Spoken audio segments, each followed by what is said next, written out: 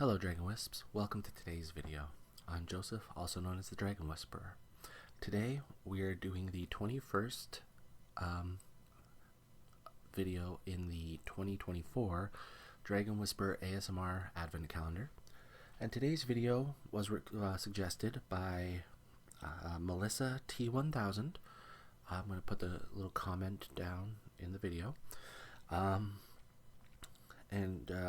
What Melissa had suggested was as an Advent calendar and Norse legends tie-in to include Yule or Winter Solstice on December 21st, so today.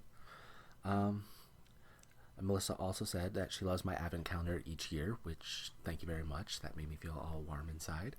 I enjoy making these videos as well. But she had commented back in September because I had made a little announcement that I wanted to start doing research into folklore and mythology and stuff.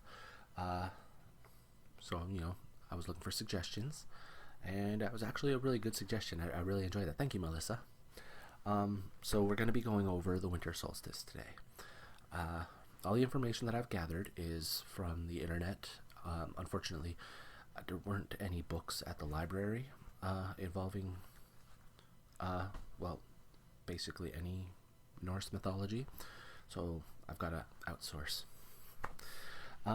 So anyway, this is all the information I've gathered together. Before I begin, don't forget to like the video and subscribe to the channel to become a Dragon Wisp if you haven't yet. Alright, so winter solstice, or Yule, it's categorized as a pagan belief and is generally celebrated December 21st. However, it can be the 20th to the 22nd in the northern hemisphere and June 20th to the 22nd in the southern hemisphere, because the cold weather is flipped between the two hemispheres, and the opposite event is the summer solstice. So the solstice is the longest night of the year, and it occurs when the North or the South Pole is at their furthest point from the Sun in their orbit. The polar regions experience continuous darkness or twilight during this time. So that's pretty long night. Another name it goes by is Dongji, or the extreme of winter. And honestly, the actual event, like this very specific solstice event, only lasts about a moment, which is actually a huge surprise to me when I read that. It's also known as midwinter, although many countries view it as the beginning of winter.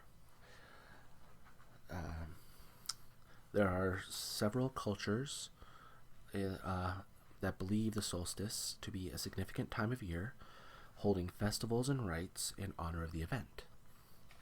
Now, there was a huge list, but later on I'm going to discuss some of the events and festivals, because this is actually a huge deal, just like to know how it's celebrated and like the symbolicism behind it.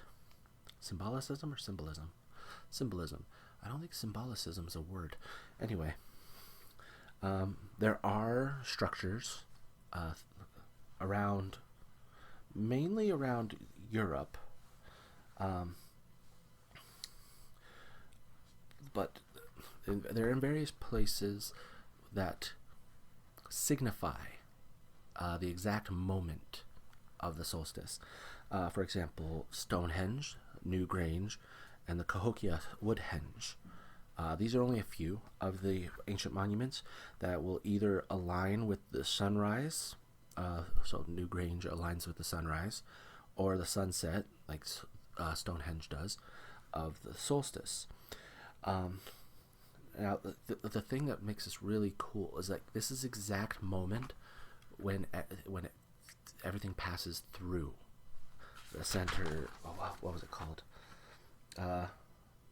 Trilithon. Trilithon. I looked up how to pronounce it, and I believe it was trilithon, because I hadn't heard that word before, so I wanted to know. Now, evidence, researching into it, shows that the solstice was important as far back as the Neolithic era or the Stone Age. Now, this is significant because just the fact that it was observed that far back, I personally feel denotes much more intelligence than previously thought of the era. Just because they managed to line this up perfectly every single year, sort of thing, and that's pretty cool. Livestock back in the Neolithic era would be slaughtered to prevent needing to feed them throughout the winter, which would prevent starvation, because now this extra food that would be going to the livestock is now being stored for everybody to consume. It also adds to the amount of fresh meat, which makes it the only time of the year when fresh meat was plentiful. So, you never had to worry too much about protein. Okay. Due to the solstice being known as the reversal of the sun's apparent ebbing, ancient cultures viewed it as the death and rebirth of the sun or a sun god. The year as reborn was celebrated with reference to life, death, rebirth.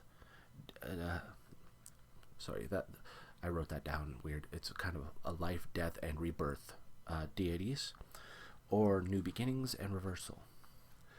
Stonehenge and Newgrange are both prehistoric, Neolithic, and are located in England and Ireland, respectively. Stonehenge's trilithon, which I didn't actually explain, is the structure that's made up of two large vertical stones holding a third one horizontally, it's the Stonehenge's great trilithon, so like the main one, like right in the middle, is oriented outwards from the middle of the Stonehenge, and its flat, smooth face is turned toward the midwinter sun.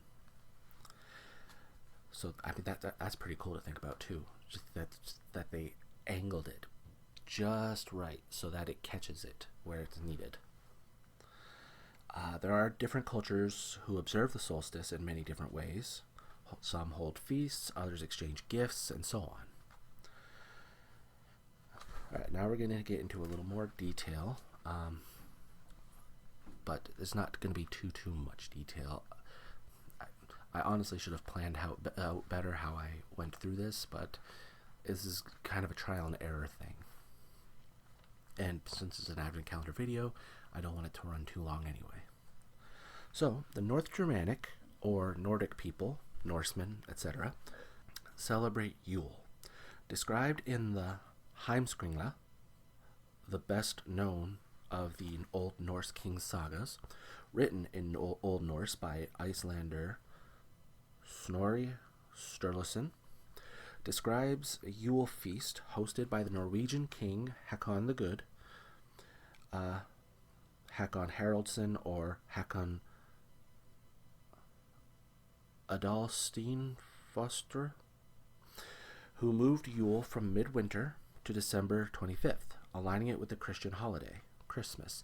Hakon the Good was a devout Christian, so this is why he had moved it from midwinter to the Christmas time to tie it in, which is actually extremely interesting considering midwinter is more in like end of January, beginning of February area, depending on which area you're in.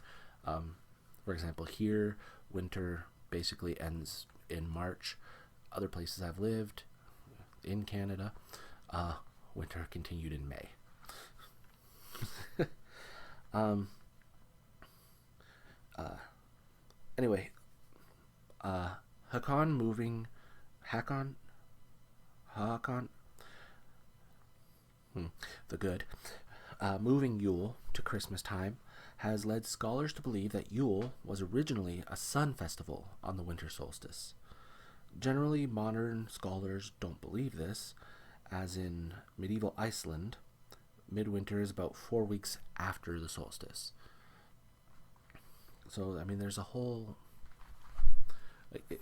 No matter what you do, it will always be conjecture. Like, you can always say this person was wrong because of this, but unless you were actually there, you're going all based off of information you've come across, right? Yule was incorporated in the celebration of Christmas during the Christianization of the Norsemen. Its term remained, Yule, to be used when referring to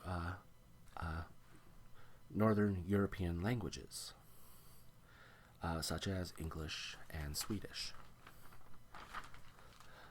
There was a lot of other sources for very specific things and like specific celebrations around the winter solstice throughout the world, but as this was suggested as the Norse lore, I stuck as much as possible to the Norse belief of the winter solstice.